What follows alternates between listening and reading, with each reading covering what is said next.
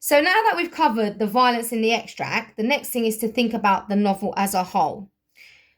We know the extract came from chapter 4, so you need to be able to show your knowledge from what happens before and what happens after, so that you are showing a continuous development throughout the whole novel, so that you can show off all of your knowledge. Okay, so for novel as a whole, I thought about some quotations from chapter 1 for you and chapter 10, which shows that development of violence throughout the novel.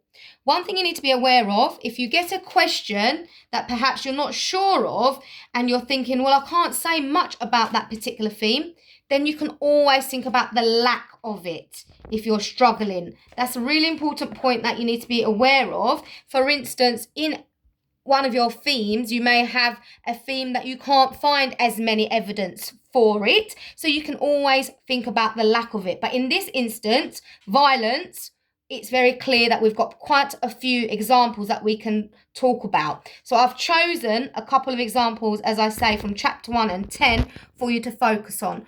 The way we do this is we think about quotations and then the what, the how, and the why. Okay, so we need to, when we're thinking about our quotations, make sure that we are linking the what, the how, and the why.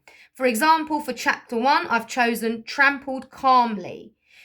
Remember, this is a really important quotation. The use of the oxymoron shows you that obviously the violence is very routine.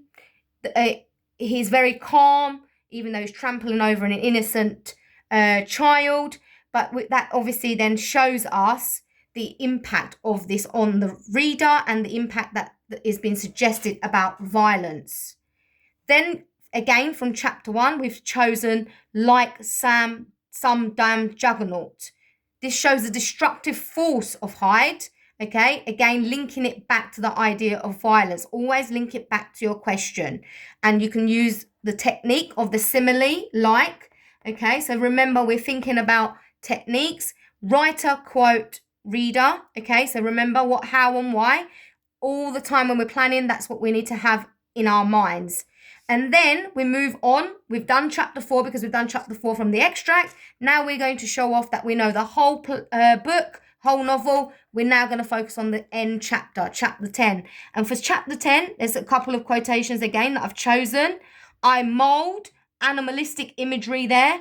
The unresistant body, tasting delight from every blow. Look at the pleasure that is implied there, is implicit, the pleasure of violence, okay? And obviously, the animalistic nature of the violence there as well, really important. And then the second quotation from chapter 10 would be, my devil had been long caged, he came out roaring. Remember to always have a bank of quotations, and these are ones that we've looked at before, so it's good to have those ready to go. My devil had been long caged, he came out roaring. Again, look at how repression, so think about the context there as well. That can talk about context, how being repressed, and then obviously this will lead to more violence when it's eventually released. So always link it back to that idea of violence in the novel as a whole.